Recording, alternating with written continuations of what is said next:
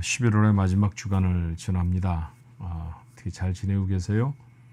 특별히 감사의 한 달을 지나기를 소원했는데 우리의 마음속에 감사가 하나님을 향한 감사, 또 이웃을 향한 감사로 구체화되어지고 더 깊어질 수 있었던 그런 시간들이 되었기를 바랍니다. 오늘 11월 30일 목요일입니다. 매일 예배 시작할까요? 기도합니다. 은혜와 사랑이 많으신 하나님, 저희를 사랑하셔서 하나님 자녀 삼으시고 거룩한 당신의 백성을 삼기 위해서 하나밖에 없는 아들도 우리에게 허락하여 주신 하나님의 은혜를 생각하며 감사합니다. 믿음의 사람으로서의 귀한 기회를 저희들에게 허락해 주셨사오니 하나님의 사람으로 세상을 살아가야 할 것입니다. 주의 말씀이 오늘도 저희들의 나아가야 할 길들을 밝히는 빛이 되게 하여 주옵소서. 그 말씀에 순종하며 살아갈 수 있는 그런 순종하는 마음, 또 그런 착한 마음 저희들이 허락해 주시기를 간절히 원하옵나이다. 말씀을 들을 때, 함께 나눌 때 하나님 아버지 그 귀한 말씀이 깨달아질 수 있는 복된 시간도 허락하여 주옵소서. 예수님의 이름으로 간절히 기도하옵나이다. 아멘. 오늘 함께 부를 찬송은 찬송가 294장입니다. 하나님은 외아들을. 평소에는 잘 부르지 않는 찬송인데요. 오늘 이렇게 영상으로 나가는 그런 찬양 멜로디를 잘 쫓아서 한번 같이 찬양해 보면 좋겠습니다. 함께 찬송합니다.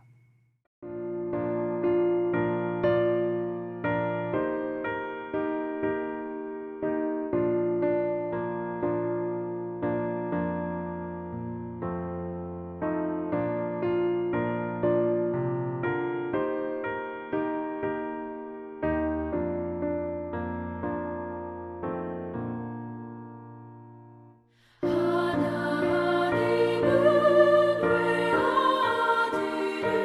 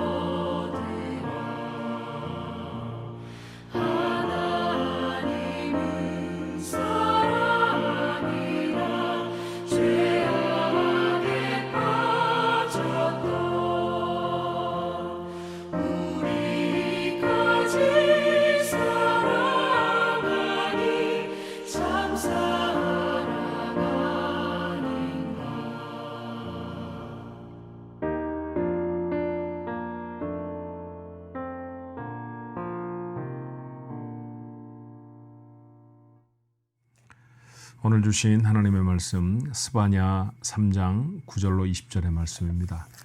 11월의 마지막 한 주간은 스바냐라고 하는 소선지서 중에 한 권을 선택해서 묵상하고 있죠. 석 장밖에 안 되는 아주 짧은 성경입니다. 오늘 그 마지막 부분을 함께 나눕니다. 9절로부터 20절 말씀까지 한 목소리로 같이 읽을까요? 그때 내가 여러 백성의 입술을 깨끗게 하며 그들이 다 여호와 이름을 부르며 한 가지로 나를 섬기게 하리니 내게 구하는 백성들 곧 내가 흩은 자의 딸이 구스강 건너편에서부터 예물을 가지고 와서 내게 바칠지라. 그날에 내가 내게 범죄한 모든 행위로 말미암아 수치를 당하지 아니할 것은 그때 내가 내 가운데에서 교만하여 자랑하는 자들을 제거하여 내가 나의 성산에서 다시는 교만하지 않게 할 것임이라. 내가 권고하고 가난한 백성을 내 가운데 남겨두리니 그들이 여호와의 이름을 의탁하여 보호를 받을지라. 이스라엘의 남은 자는 악을 행하지 아니하며 거짓을 말하지 아니하며 입에 거짓 변혀가 없으며 먹고 누울지라도 그들을 두렵게 할 자가 없으리라. 시온에 따라 노래할지어다. 이스라엘아 기쁘게 부를지어다. 예루살렘 따라 전심으로 기뻐하며 즐거워할지어다. 여호와가 내 형벌을 제거하였고 내 원수를 쫓아냈으며 이스라엘 왕 여호와가 내 가운데 계시니 내가 다시는 화를 당할까 두려워하지 아니할 것이라. 그날에 사람이 예루살렘에 이르기를 두려워하지 말라. 시온아 내 손을 늘어뜨리지 말라. 너의 하나님 여호와가 너희 가운데 계시니 그는 구원을 베푸실 전능자이시라. 그가 너로 말미암아 기쁨을 이기지 못하시며 너를 잠잠히 사랑하시며 너로 말미암아 즐거이 부르며 기뻐하시리라 하리라. 내가 절기로 말미암아 근심하는 자들을 모으리니 그들은 내게 속한 자라. 그들에게 지워진 짐이 치욕이 되었느니라. 그때 내가 너를 괴롭게 하는 자를 다 벌하고 저는 자를 구원하며 쫓겨난 자를 모으며 세상에서 수욕받는 자에게 칭찬과 명성을 얻게 하리라. 내가 그때 너희를 이끌고 그때 너희를 모을지라. 내가 너희 목전에서 너희의 사로잡힘을 돌이킬 때 너희에게 천하 만민 가운데서 명성과 칭찬을 얻게 하리라. 여호와의 말이니라. 아멘. 종종 드렸던 말씀입니다만 구약 성경은 기록된 형식에 따라서 세 가지 정도로 분류할 수 있습니다. 하나는 역사적인 진술을 사건의 순서대로, 꼭 사건의 순서대로만은 아닙니다만은 대략적으로 사건의 순서대로 기록한 성경이 있죠. 역사서라고 부릅니다. 창세기, 출애굽기, 레위기, 민수기, 에스더서, 느헤미야서까지를 보통은 역사서라고 말하죠. 그리고 중간에 좀 삽입되어져 있는 시가서가 있죠. 시편으로 시로 주로 기록되어 있는 건데 시편이 그 대표적인 것이고 욥기, 아가 또는 잠언, 전도서 이런 성경이 바로 그 시가서에 속해 있는 말씀입니다. 하나님의 말씀에 대한 믿음의 사람들의 삶에서의 반응을 기록한 말씀이 바로 그 시가서라 하겠죠. 또한 우리는 이후에 예언서라고 불리워지는 그런 성경입니다. 예레미야라든지 이사야서라든지 분량이 큰 부분을 대선지서 그렇게 분류를 하고요. 분량이 좀 작은 석장, 5장 이렇게 작은 분량의 예언서들을 소선지서 그렇게 말을 합니다. 뭐 유명한 선지자가 지은 책이 대선지서고 유명하지 않은 사람이 적은 선지서는 소선지서라고 하는 오해는 안 하셔야 할 것 같아요. 그렇게 분류하는 기준은 그저 분량의 많고 적음에 있습니다. 그런데 그 예언서를 읽을 때는 두 가지 그런 이 시각으로 보아야 할 것 같아요. 자, 예언서를 기록할 당시의 예언자의 입장에서는 분명히 예언이었습니다. 예컨대 이스라엘 백성이 바벨론에 의해 포로로 사로잡혀가죠. 정확히 말하면 유다 백성입니다. 근데 그들이 70여 년 만에 다시 고국으로 돌아올 것이다. 이렇게 예언을 하는 거예요. 그럼 그런 예언을 했을 때 아직도 이스라엘 백성은 돌아오지 않았죠. 분명히 예언입니다. 그러나 그것을 읽고는 우리의 눈에는 그것은 이미 역사상 70여 년이 지나서 그들은 예루살렘으로 돌아갔고 성전을 짓고 하나님을 향한 예배를 회복했다라고 하는 그 예언이 어떻게 성취됐는지를 알게 되는 그런 예언이라는 것이죠. 그러니까 읽었을 당시에 그 글이 주어져서 그걸 읽었을 그 당시에는 예언이었지만 그것이 성경에 기록되어서 오늘 우리가 읽을 때에는 더 이상 예언이 아닌 말씀입니다. 그렇다고 하면 그것이 예언서로서의 의미는 우리에게 어떻게 주어지는 걸까요? 우리의 삶 속에서 그 예언의 말씀이 다시 우리가 만나지 않은 사건에 대해 시간에 대해서 무엇을 예언하고 있는가를 살펴야 한다라는 것이죠. 그래서 정리해서 말씀드리면 예언서를 읽을 때에는 이스라엘 백성의 입장에서의 예언은 무엇이고 이 말씀이 우리의 삶에서의 예언하시는 부분은 무엇인가를 구분해서 살펴야 할 필요가 있습니다. 스바냐라고 하는 선지자는 바벨론 포로의 회복을 예언한 선지자입니다. 이스라엘 백성이 바벨론으로 포로로 잡혀갔죠. 그렇지만 돌아올 것이다 라고 그 회복을 예언해 준 말씀이에요. 오늘 여러분과 함께 읽었던 말씀 9절로부터 20절까지의 말씀은 그 맨 마지막 부분이 됩니다. 근데 첫 시작이 이렇죠. 9절에 그때 내가 여러 백성의 입술을 깨끗하게 하여 그때라고 하셨으니까 그때 어떤 일들이 일어날 그 사건을 기록하고 있는 것이냐 하면 이스라엘 백성을 자기 땅으로 돌아오게 하실 그때 그러니까 조금 더 의미를 부여해 말씀을 드린다고 하면 이스라엘 백성이 하나님의 백성으로 회복되는 그때라는 말씀입니다. 그러니까 미래죠. 아직은 일어나지 않았습니다. 그러므로 그 미래의 시간을 희망으로 바라보아야 한다라는 것이 이 스바냐서의 메시지입니다. 자, 한번 우리의 삶에 적용하기 위해서 먼저 이것을 받아 읽었던 이 예언을 듣게 되어졌던 유다 백성들의 입장으로 돌아가 생각해 볼까요? 왜 그들은 왜 그 포로로 잡혀가게 되었을까요? 제가 두서없이 말하다가 우선 답부터 말씀을 드리게 됐는데요. 네, 벌이었습니다. 그렇죠? 이스라엘 백성은 하나님의 말씀을 따르지 않았죠. 하나님 앞에 배역하고 하나님 앞에 불순종했습니다.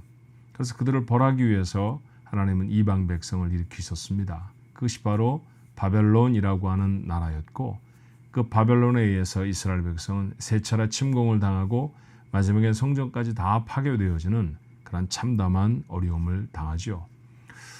조금 세력이 있는 집안 또 좀 똑똑하다고 생각되는 사람은 모두 다 모조리 사로잡아갔습니다.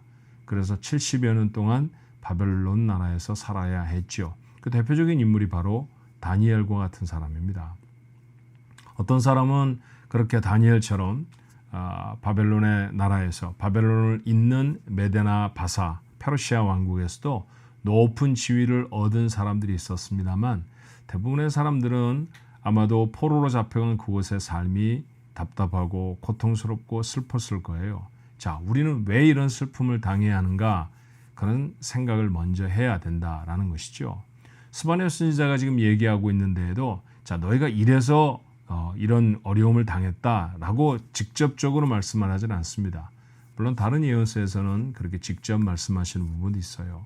그런데 오늘 이 말씀을 쭉 읽어보니 그것은 벌이었습니다. 자, 15절에 그런 힌트가 있죠. 여호와가 내 형벌을 제거하였고 그러니까 그때 너희들이 받을 형벌을 제거하였다라는 말씀은 무슨 말씀입니까?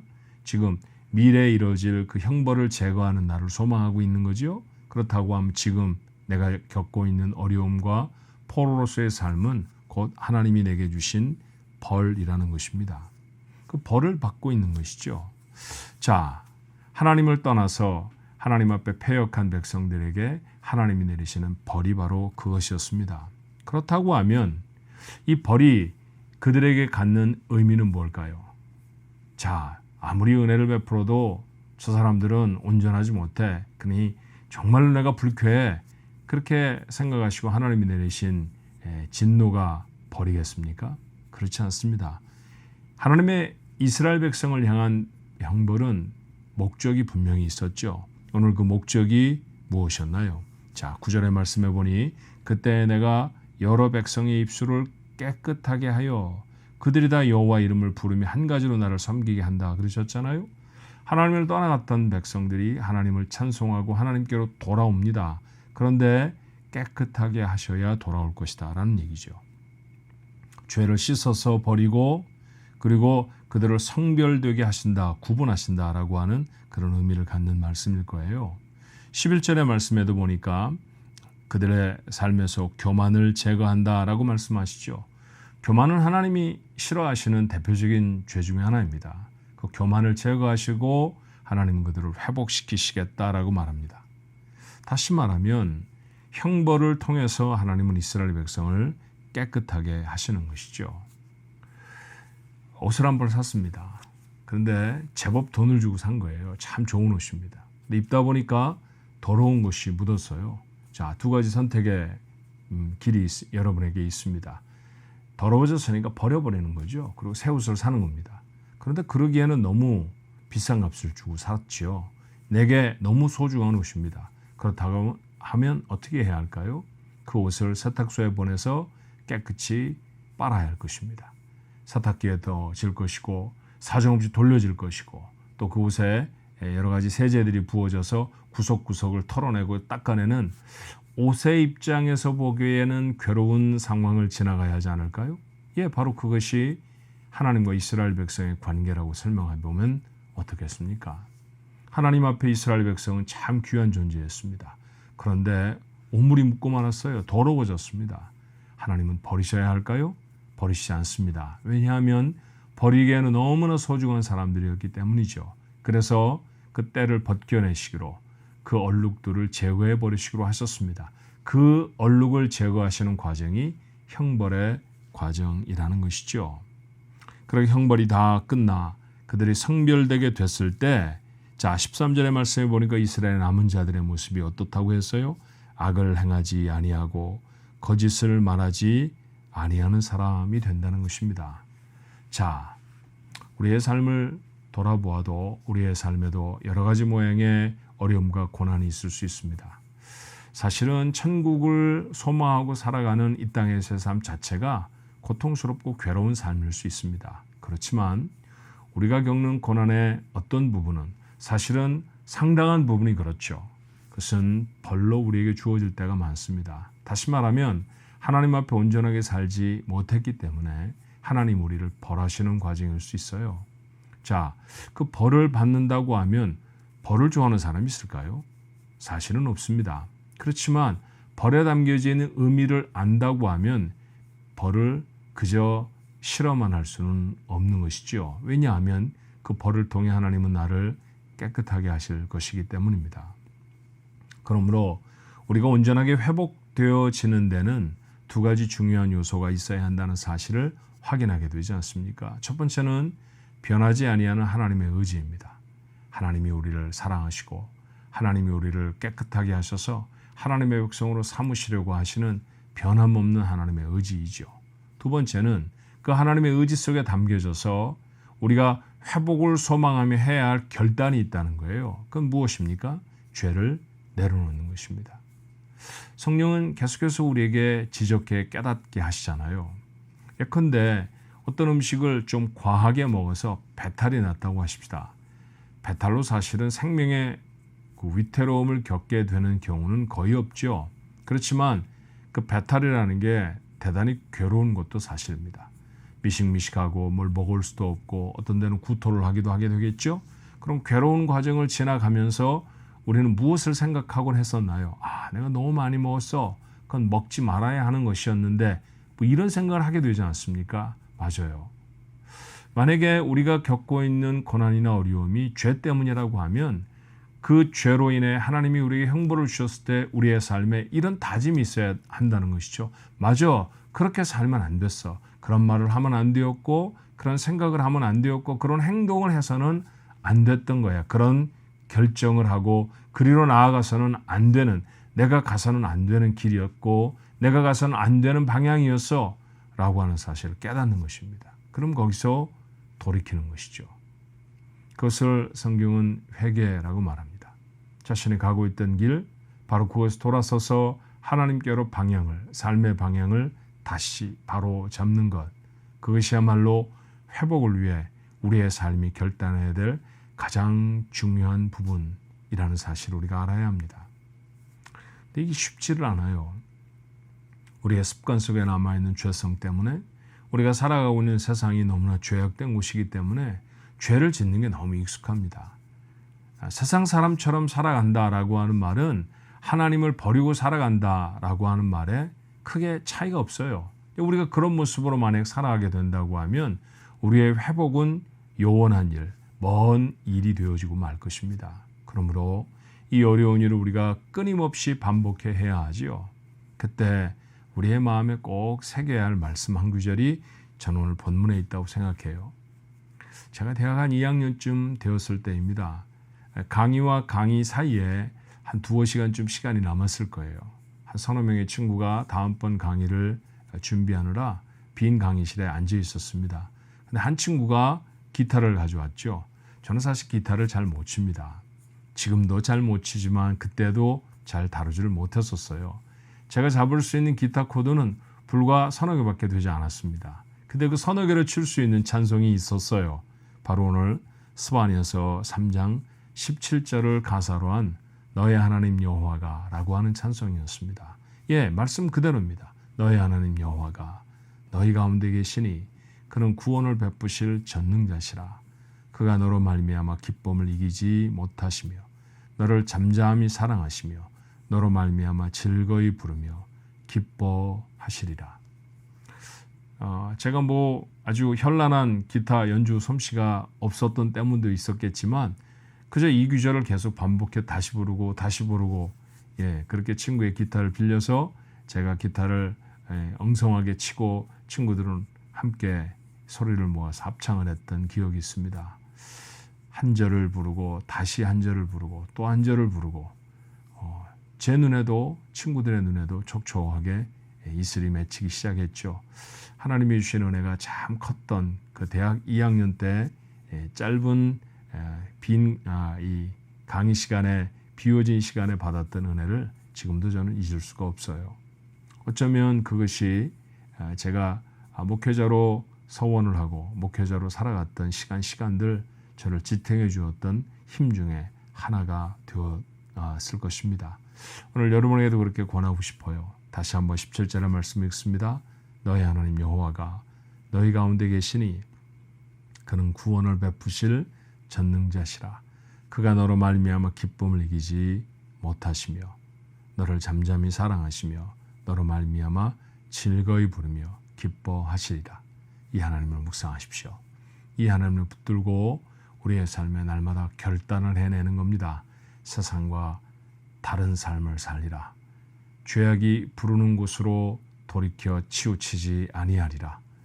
끝까지 절대로 분명하게 하나님을 향하여 서리라. 여러분 모두의 다짐이 되시기를 주님의 이름으로 축원합니다. 기도하겠습니다. 고맙고 감사하신 하나님, 오늘도 저희들에게 은혜의 말씀을 주시니 감사합니다. 천국을 떠난 저희들의 삶은 이 땅에서 고통스럽고 괴로울 수밖에 없지만 그런데 그 고통과 괴로움의 상당한 부분은 사실은 저희들이 하나님 앞에 범죄하였기 때문에 얻어지는 것 때문입니다. 거짓을 행하여서 돌아오는 아픔들이 있고 누군가에게 무자비했기 때문에 우리의 삶에 놓쳐버리는 자비와 은혜들이 있습니다. 하나님, 그렇게 괴로운 시간들을 지나가며 우리가 무엇을 마음에 담아야 할까요? 오늘 스바냐가 이스라엘 백성들에게 그때 너희를 회복시킬 것이다. 이스라엘 백성들이 생각했을 것입니다. 지금은 아직 벌을 받고 있는 것이구나.